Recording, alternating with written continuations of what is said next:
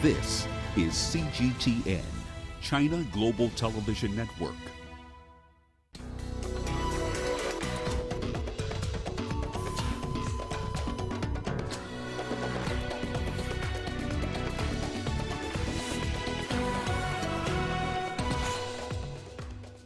Concerns of more violence in South Africa as vigilante groups rise to fight looters.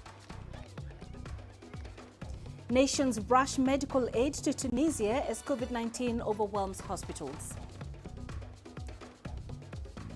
And China's economy continues to recover from the pandemic with over 12% GDP growth in the first half of the year. Hello and welcome to Africa Live. I am Peninah Karibe. Let's have a look at the stories coming up this hour. Business owners in South Africa count losses as violence and looting continues in parts of the nation. And in sports, Tokyo reports more COVID-19 clusters, raising concerns with the Olympics fast approaching.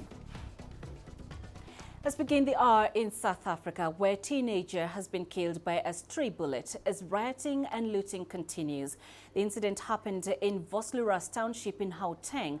Protests triggered by the jailing of former President Jacob Zuma have widened into unrest over the continued hardships and inequalities in South Africa. At least 72 people have been killed in the unrest. Authorities plan to deploy up to 25,000 troops in Gauteng and KwaZulu-Natal provinces, where security forces have been struggling to quell the violence. There are now concerns about food and fuel shortages arising from that unrest.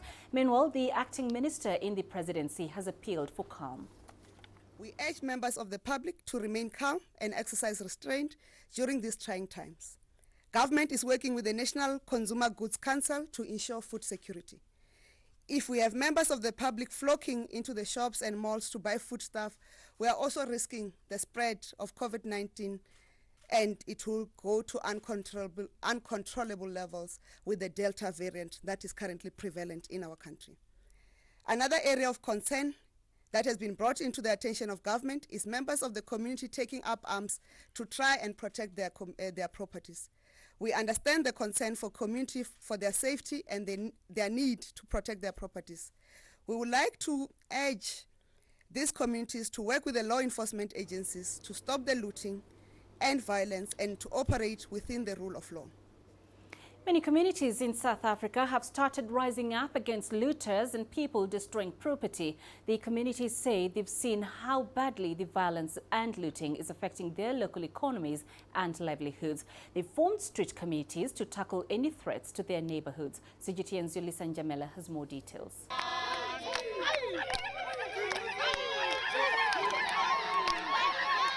In many parts of Gauteng and KwaZulu-Natal, the two provinces hit by the violence, community members are banding together as they seek to protect their lives, homes and businesses.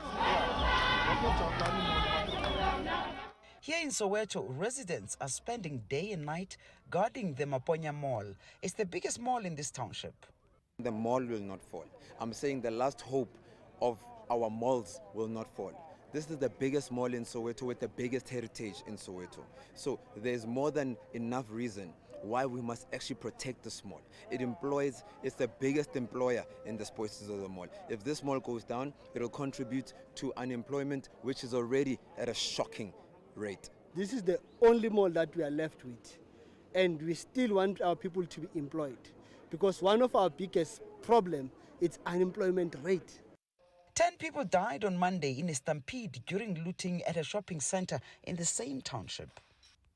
Taxi associations have also joined communities around the Gauteng province to protect properties from looters. Communities are saying not in their name. Big associations such as Santago standing up. That's a big thing. That's a big thing because that is the first step of unity. The ongoing crisis here was sparked last week when the former president Jacob Zuma was taken to prison to serve a 15-month sentence. His supporters took to the streets to demand his immediate release, leaving a trail of destruction. 72 people have thus far died and over 1,000 arrested. Senior government officials have commended the actions taken by civil society. You can destroy in 1 hour, in 1 day. but to rebuild takes long. To rebuild in this area in Soweto, all the malls that have been vandalized, it will take very long.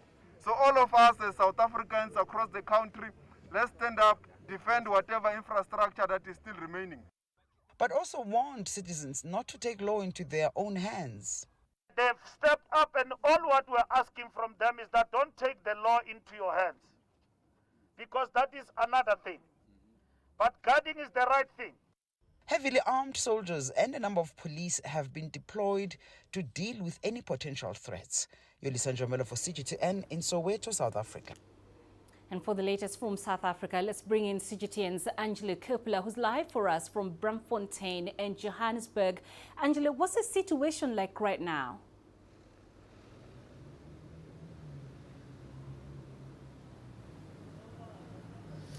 Peninah, well, it's calm in most parts of the two provinces, as has been discussed already. There were shots, as you know, fired in Vosloorus earlier today, and that's in the township to the southeast of Johannesburg. We have that one report at the moment. There are more reports coming in. Members on the streets happening in Soweto and Alex at the moment, and they're not doing any protecting, they're doing cleaning up. They're cleaning up the debris that was left by the looters over the last 5 days. In KwaZulu-Natal, we understand that looting has more or less also stopped, except for one area there. There are 2 suburbs that are still no-go zones, but it does appear that there's been a lull in the looting, which is good news. There's a strong police and army presence in those hotspots, and it appears that the presence of the soldiers has been the deciding factor in most instances. So for now, it's relatively quiet, but police and army are keeping a watchful eye on those hotspots, Peninah. And we also know, Angelo, that vigilante groups have been forming up to protect property and stop looters. Talk to us more about that.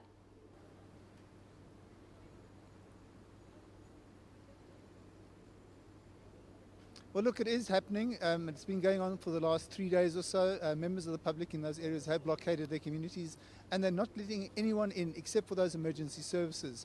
That's especially the case in parts of KwaZulu-Natal, in the Durban area specifically. The local authorities there have said that it's illegal, but it hasn't stopped the communities from continuing those blockades, because basically they don't believe that the police are doing their jobs properly, and so they've taken the law into their own hands, essentially. As I said, it's a lot calmer, though, than it's been over the last 6 days, but authorities are monitoring the situation, and those communities are still on high alert and not ready to open their communities to the general public just yet, Peninah. And what about the fears about food and fuel shortage? How are those being addressed?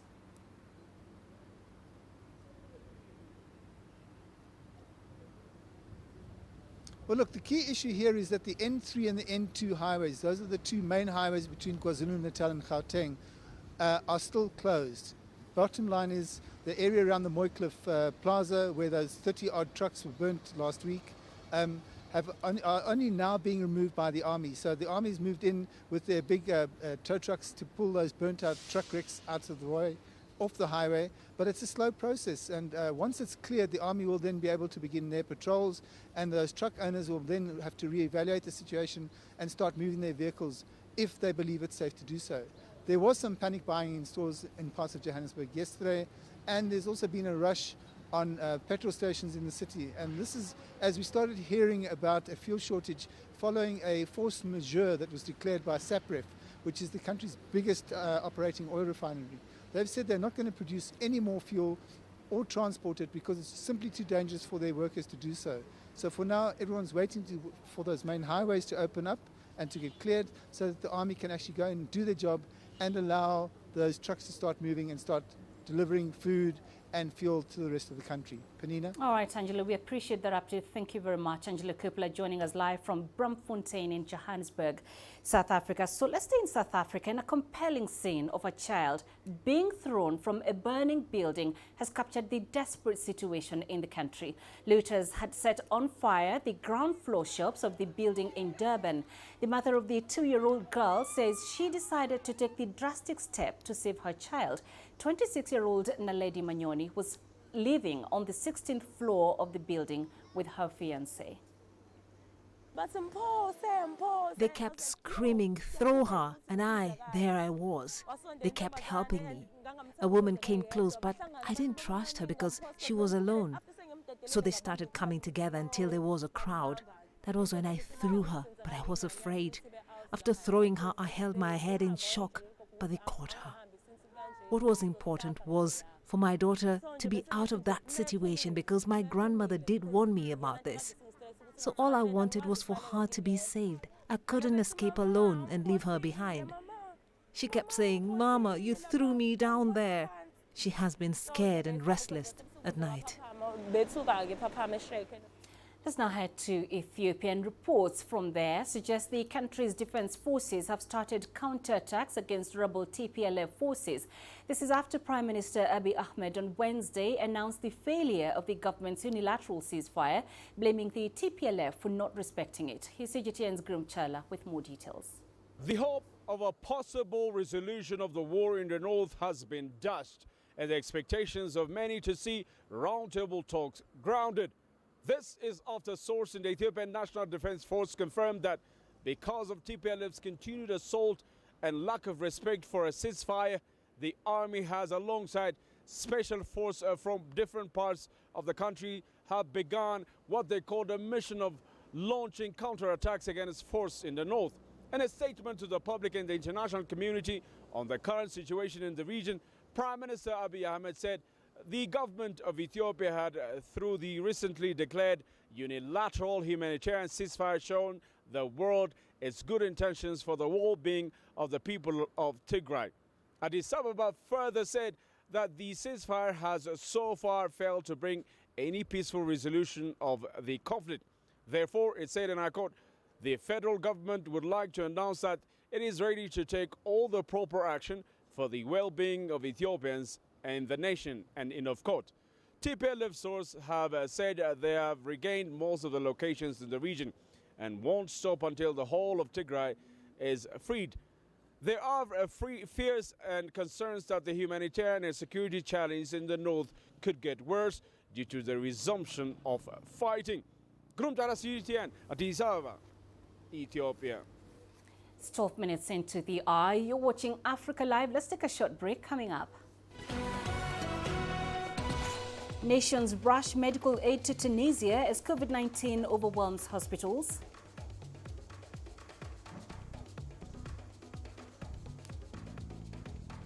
And to regulate or not, the new debate in Africa on the high cost of COVID-19 testing and treatments.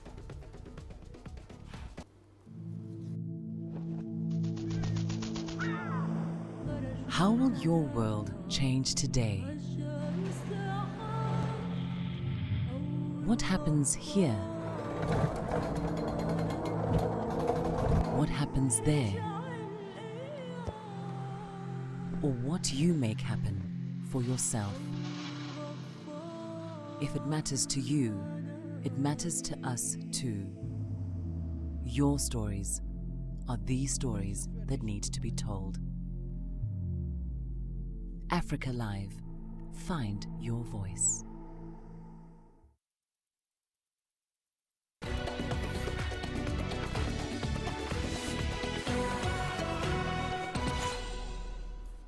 Let's now head to Tunisia, where there are fears of the healthcare system collapsing amid rising cases of COVID-19. The current wave has prompted President Kais Saied to appeal for international support in dealing with the situation. CGTN's Nick Mudimba reports. In the Charles Nicole Hospital in the Tunisian capital, COVID-19 patients have filled their hallways in the emergency department. The mortuary is also full as deaths spike. The number of deaths has exceeded 5 to 6 per day. The mortuary has become full. Yesterday, we had a deceased since 5 a.m. and we did not find a place for him. So we put the dead in a room in the emergency department, which is like a small mortuary where we can put 4, 5 or 6 dead. Like yesterday, there were 10 deaths. The medical and paramedical staff are in a state of complete psychological collapse. There are fears that healthcare systems will soon be overrun. President Kais Saied recently appealed for help from the international community. The situation today is catastrophic. We see the number of infections reaching and exceeding thousands of Tunisians on a daily basis. With an exhausted healthcare system, we can see that from 5 to 10% of infected people need medical intervention or hospital admission. That's where the problem is, because it leads to great pressure, especially in the emergency departments. Foreign help has been coming in. Early this week, planes from Egypt, Algeria and the UAE and Turkey touched down loaded with urgent medical aid and vaccines. A field hospital has been set up with the support of Qatar. We urgently need oxygen if possible, although we have large containers to store it, but at the present time, due to large outbreak of the virus and the increasing demand for fences, it has exceeded the stocks that we have. But to some locals, the aid may not come soon enough as COVID-19 ravages their loved ones. My mother is in the hospital. She's 62 years old. Although she has completed the 2 doses of vaccination, she's having problems with her lungs. They did not let me be by her side because she's using the oxygen device. The medical staff is doing its duty, but the lack of oxygen is the problem. People die every day from the lack of oxygen. Her doctor told me that she is in a critical situation. So far, only 750,000 people in Tunisia have been fully vaccinated out of a total of 11.6 million residents. Nick Mudimba, CGTN. In Uganda, campaigners are pushing the government to regulate the cost of COVID-19 treatment in private health facilities. They are concerned that the fees being charged are denying patients the required treatment. Although the courts last week ruled that Health Minister and the Attorney General must intervene on cost of the COVID-19 treatment, the realization might take a while. CGTN's Hilary Ayesiga reports. Sise Kagaba has just lost both her parents to COVID-19. She had to pay over $30,000 in hospitalization bills. It's one of those monies that you hadn't actually budgeted for. You didn't know what was going to exactly happen. And one of the things you realize, I think first what you realize that the medicine that they were actually giving them ended up giving them diabetes, which diabetes they didn't have. A survey by the Center for Health, Human Rights and Development in Uganda suggests the cost of treatment around COVID-19 has been higher than during non-pandemic times. A day in the intensive care unit at a private hospital in the capital Kampala could cost a COVID-19 patient between $600 to $3,000 per day, depending on the facility. Health rights activists say the costs are heavily burdening for an ordinary Ugandan. But owners of private health facilities say their charges are appropriate for the services they offer to patients. Most of these machines are costly to buy, they are costly to maintain, they are costly to operate. The people who do this kind of work, it is not a one-man job. When you have such a patient, you have a team of like 8 to 10 doctors who are reviewing the patient. Other costly items include oxygen and personal protective equipment. The plea for lowered medical costs is one the government has heard. The Ministry of Health has engaged the owners of the private health facilities and reviewed the cost drivers of treatment in order to reduce the costs. Government will explore the possibilities of supporting supply of oxygen to the private sector. Health rights campaigners also want government to approve a national health insurance scheme. They believe this could help lower the cost of treatment of patients in Uganda. Hilary Ayesiga, CGTN, Kampala, Uganda. And we are now joined by Mari Nanyanzi, who is a Senior Program Officer at Toweza East Africa. She joins us live via Zoom from Kampala. Mari, thank you for your time this afternoon. The cost of testing and treatment for COVID-19 is too steep for many people in the continent. The debate now is whether these high charges are justified. What's your take? Thank you, Peninah, and thank you for having me here. Good afternoon from Kampala. So what we see from the testimonies of the citizens in Uganda is that the cost is really high. But again, when you look at the over-liberalized market, naturally the prices will go up. So in Uganda, for a public good like health, we really have a lot of private facilities, and that means that we will be at their mercy. So there is indeed a need for government to come in and control that. But even in the meetings that have been held with between government officials and private health care facilities, what we see is that they have some challenges that they experience with the high cost of getting some materials in, high cost of electricity. So in a way, they feel justified, but again, for the citizen, the pocket cannot really support the rates that they are charging at the moment. And so yet, we need more government action. Right, and there are some countries, Mari, mostly in Europe, where everything is free. Can Africa afford to go this route, at least for the period of the pandemic? I think it's really hard for Africa to go that route for this period, because before the pandemic, we had challenges with the infrastructure, where you cannot get to some locations, or even the facilities available in the country are really not up to speed.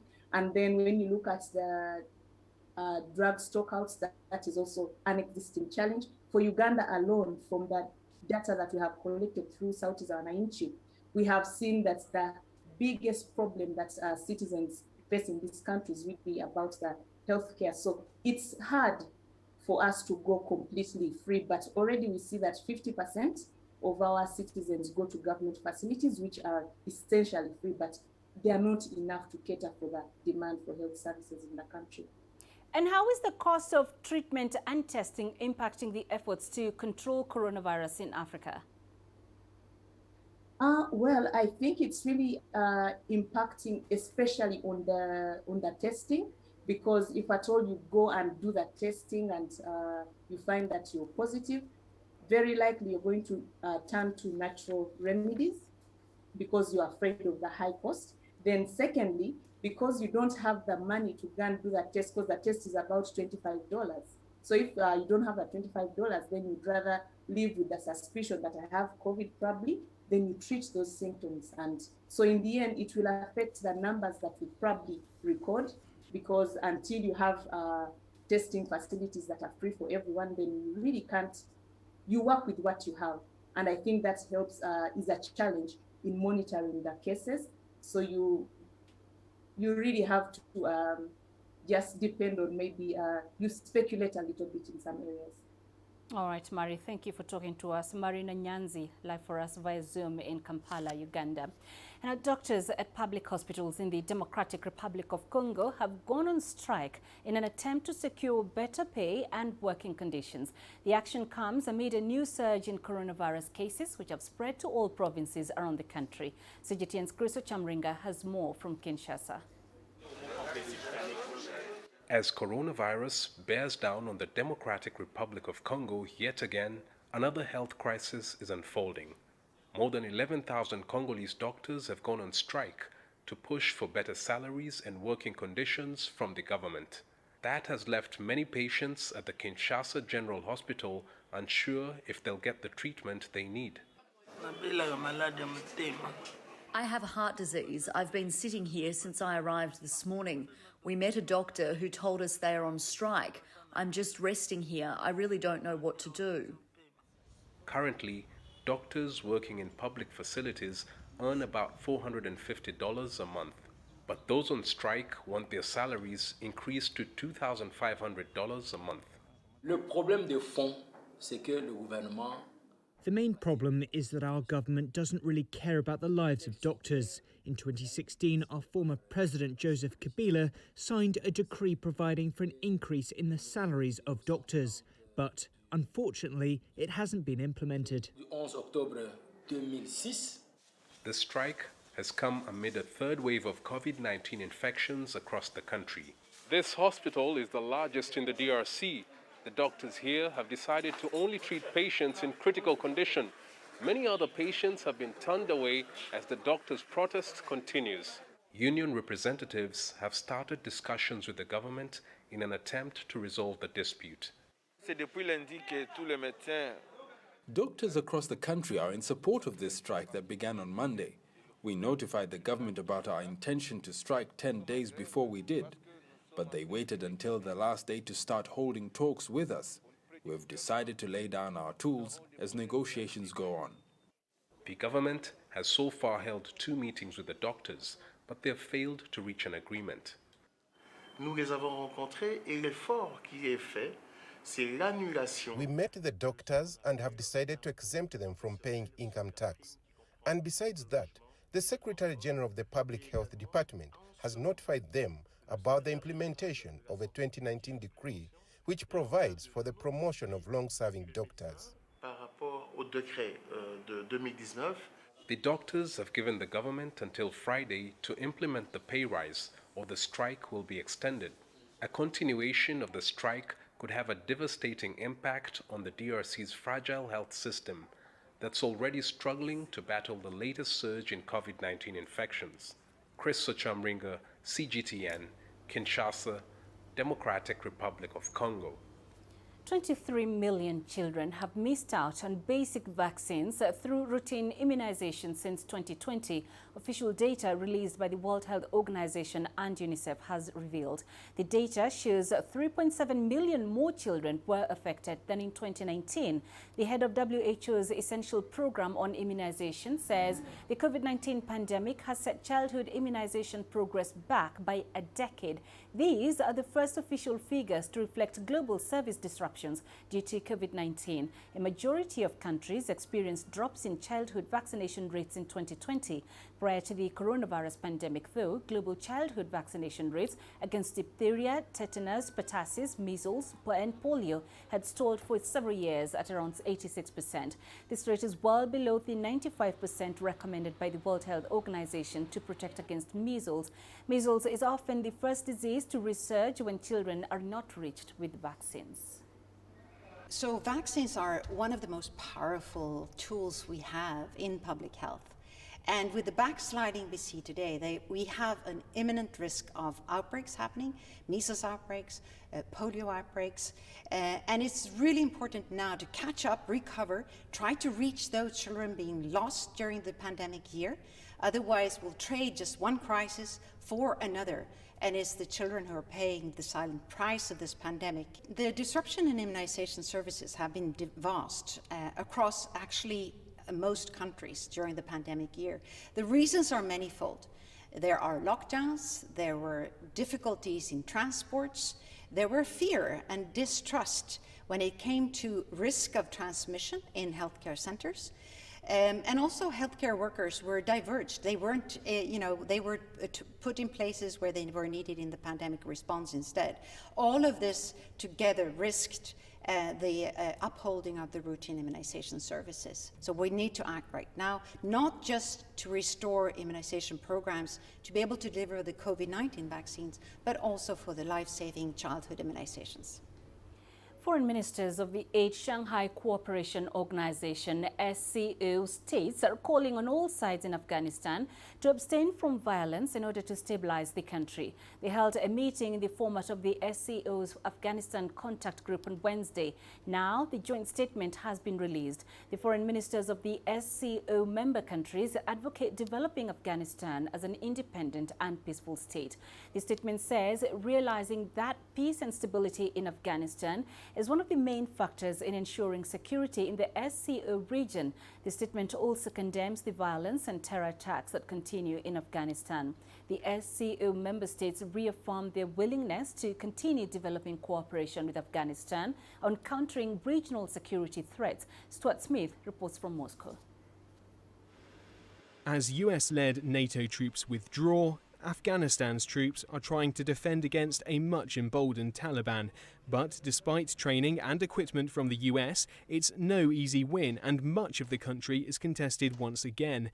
So, for the first time since the Afghanistan Contact Group was founded in 2005, regional foreign ministers led the meeting, underlining how seriously surrounding powers are taking the situation. In particular, Russia and its southern allies are worried more Afghan troops and refugees will be forced into their territory.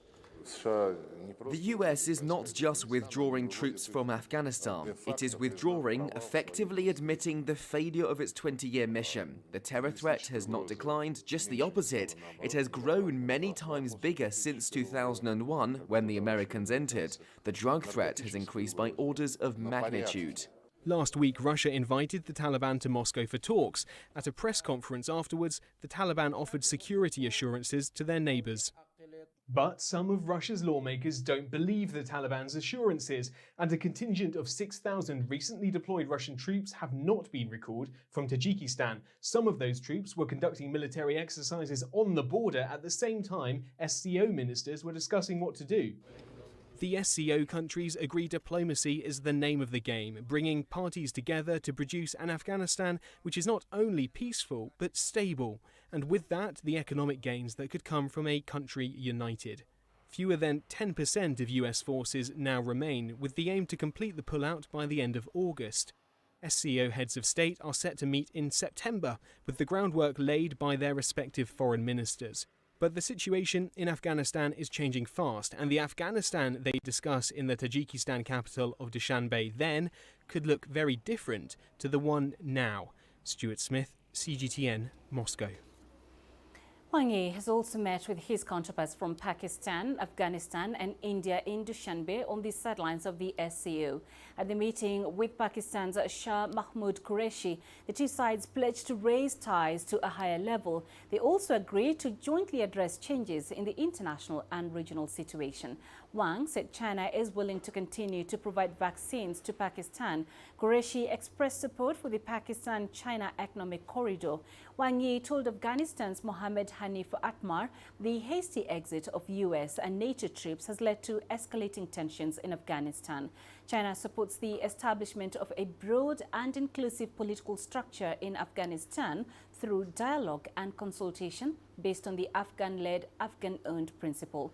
Wang Yi and India's Subrahmanyam Jaishankar agreed that unilateral change of status quo is not acceptable and a full restoration and maintenance of peace and tranquility in border areas is essential.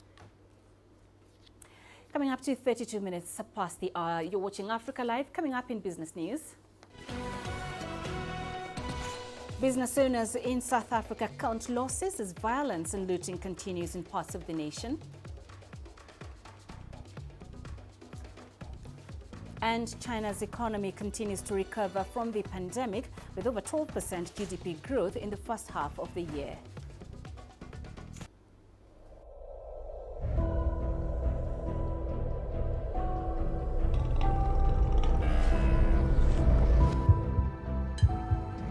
Taken me completely out of my depth, but at the same time it's exciting.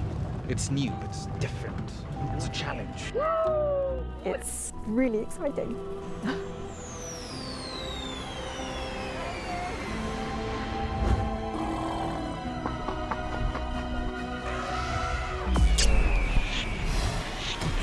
Over the last 14 hours of rain.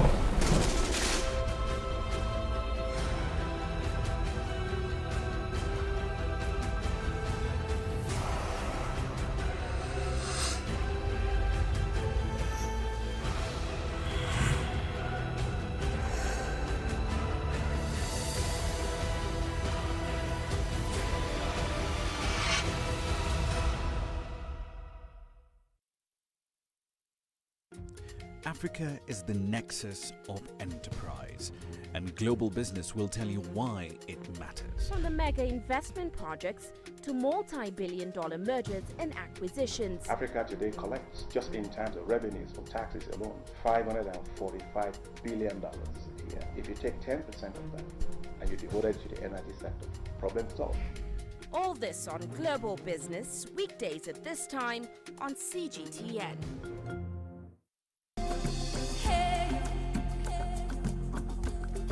Accra is my kind of city. That's because when I'm here, I feel like I'm back home in Lagos or Abidjan, which are two of the major cities I grew up in.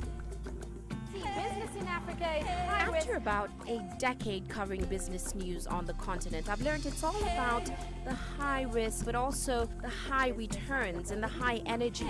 You simply have to adjust in order to keep pace. When I started out as a journalist, my dream was to open people's minds to the different perspectives. From the CEO in the boardroom to the trader out in the street, we all have different stories. From Accra to Addis Ababa, from Cairo to Cape Town, and I wouldn't have it any other way. Here at CGTN, we realize that Africa is on the move, and it's moving fast. but we're moving right along with it. I'm Ucheo Koronkwo, and I'm a business anchor and reporter at CGTN.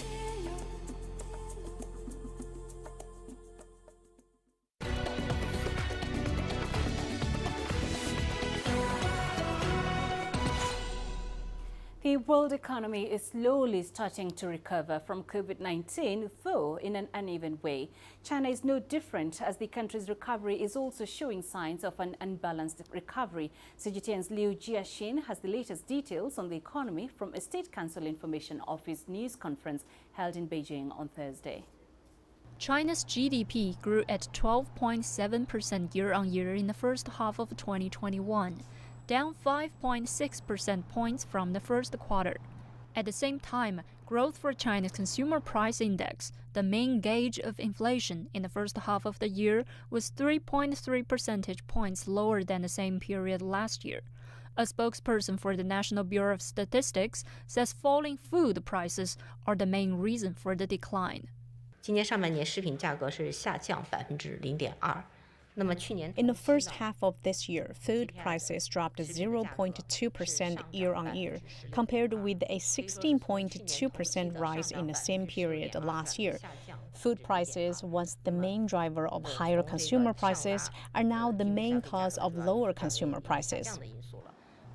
Data also shows the unemployment rate for urban youth aged 16 to 24 was about 15% in June, up 1.6 percentage points from the previous month. The spokesperson says structural problems in employment are becoming more pronounced. It is true that the scale of college graduates this year reached 9.09 million, a record high. The total employment pressure is indeed relatively large. In general, China's animal husbandry and high-tech manufacturing sectors also rapid growth in the first half of the year. However, the growth rate of the household income was slightly lower than the economic growth rate. Liu Jiaxin, CGTN, Beijing. Business owners in South Africa are counting losses following the violence and looting that continues to engulf parts of the nation. One such businessman is Oke Uchendu. In 2019, he lost 53 cars in Johannesburg's xenophobic attacks. Never did he think his second-hand car dealership of 11 years would be burnt again. CGTN's Joy Kirukijuma reports. Nigerian car dealer Oke Uchendu is counting his losses. News that his store was engulfed in flames, too much to bear. I feel like committing suicide because my livelihood has been taken away from me in my eyes. I was sitting crying, helpless, because I can't do anything. You find that the property is on flame. Like, if you look around you the way I said, there's an Evoque worth 220,000. For a client, it's gone. There's a Discovery, there's a Range Rover, there's a Golf 7. The catalyst behind protests in South Africa was the recent arrest of former President Jacob Zuma. Like many small, medium-sized and micro-enterprise businesses that have been destroyed in the unrest, Uchendu's dealership is not insured. Now the month is coming to my hand. I still need to pay my rent. I got 3 kids I need to take care of. How will I take care of my kids? Uchendu also needs to pay his 16 employees who risk joining the ballooning unemployment numbers. A survey done by the Small Business Institute in 2020 revealed that as many as 55,000 SMMEs may not survive the pandemic. The unrest in South Africa is expected to make the numbers rise. The one way that summarizes the impact is catastrophic. Because even before the pandemic started and the current mayhem started, SMEs were already undergoing some deep, long-standing conditions.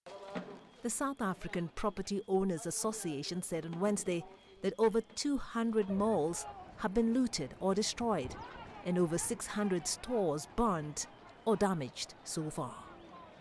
Joy Kirukijuma, CGTN. Nearly 13 million Nigerians in the northern region are facing acute hunger, according to a UN Food and Agriculture Organization report. That's the highest number recorded in 4 years. The report has also highlighted insecurity as one of the leading causes of food shortages. CGTN's Kelechi Mekalam reports. Mohammed Ibrahim's yam trade is gradually thinning out. This has been the most difficult time for the business in the 34 years that he's been running it. The 55-year-old gets his produce from farms in the northern states and sells them in Abuja, Nigeria's capital. But supply from farmers has been reducing. When we went to the market before to buy yams, we saw a lot from farmers in the market. We could buy them at an affordable rate from the farmers, so we could resell to our customers at a lower price as well. Because of that, our goods were selling fast. But now yams are very expensive because farmers are not producing as much, and when we buy, our customers can't afford them. Nigeria is facing its worst food insecurity since 2017. The UN's Food and Agriculture Organization says 12.8 million people across 16 northern states of the nation and the federal capital make up the food insecure population. But that's only a fraction of the larger population yet to be reviewed. Represent a little bit above 50% of the total population in Nigeria. So if we are able to roll it out to the other 20 states, of course, it could be higher, based on the evidence that would be collected from the additional 20 states. Protracted armed conflicts, banditry, kidnappings, and insurgency have continued to worsen the food insecurity, keeping farmers away from their farms. The situation has been compounded by the economic impact of the COVID-19 pandemic. The northeastern states of Borno, Adamawa, and Yobe are the worst hit, accounting for a third of the hungry population. Importantly, there would therefore be need for, let's say, actionable planning and policy formulation to address the drivers of acute food and nutrition insecurity. I think there would be the need of government and humanitarian agencies to intensify and sustain life-saving support and livelihood support to affected populations, particularly those that are in phase 3 and phase 4 of the analysis. Food security indicators like changes in consumption and the scale of the hunger problem were used in the FAO analysis. It's not clear how much longer it would take authorities to bring the problem of insecurity under control so that many can return to their farms. But in the meantime, those affected will continue relying on humanitarian support just to get by. Kelechi Mekalam, CGTN Abuja, Nigeria. Zimbabwe continues to see a drop in annual inflation as projections by authorities that it will end the year in double-digit territory become more achievable. Annual inflation in June was 106.6%, down from 161.9% in May. CGTN's Faraimo Kutuya has the details from Harare. Inflation's consecutive march downwards has been attributed to monetary authorities maintaining a tight leash on money supply growth. The central bank recently lowered its reserve money growth target from 22.5% to 20%. At a time where we expected monetary expansion from grain patches, tobacco patches, and even mineral, especially gold patches, the Reserve Bank has done remarkably well. And going into the next quarter and going forward, we expect the monetary expansion to be held well within the target of 20%. So, and this is why even inflation is expected to go down to 25% by year end. However, consumer action groups say the touted gains are theoretical. We are not seeing that when we are walking into supermarkets, when we are buying. So we need a sustained decrease of the rate of inflation so that it translates into the realities of the consumers walking into a supermarket. And to that extent, it is of no value. It is only something that exists in the books.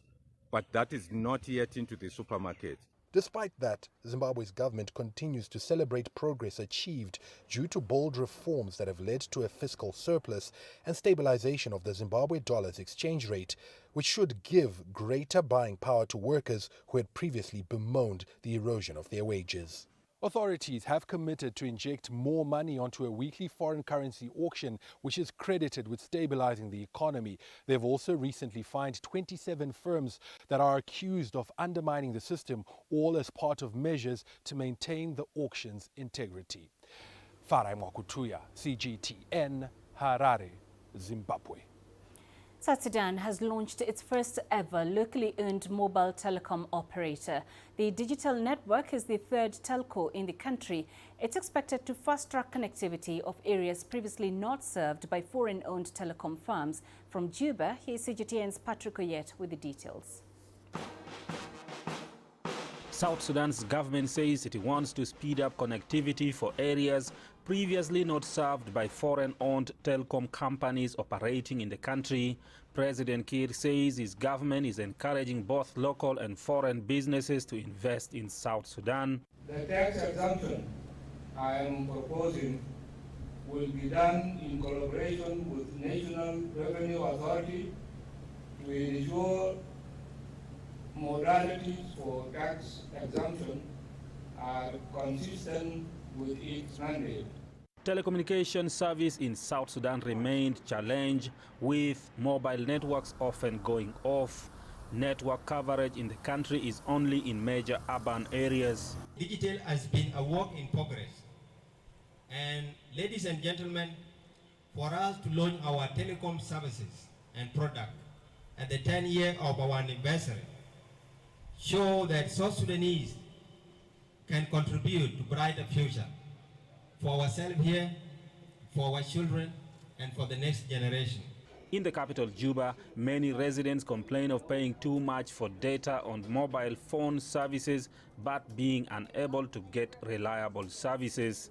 I'm a great user of Zain and MT in South Sudan, but in the past I've been complaining a lot because the services of these two telecom companies have not been to my expectation. Sometimes you subscribe for bundles and they don't take that long, or they don't give in return to what you subscribe for.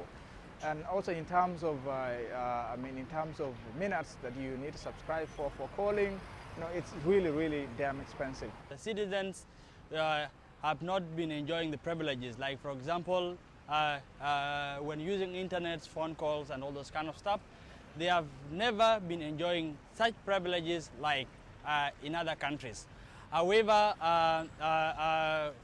with the new telecommunication operator, which has been launched in the country, still I am much skeptical about how the management is going to look like. Many here say South Sudan needs to catch up with the rest of the world in terms of digital technology. Digital joins Zain and South African-owned mobile giant MTN Telecom in the South Sudan's market. Patrick Oyet, CGTN, Juba, South Sudan. And coming up in sports,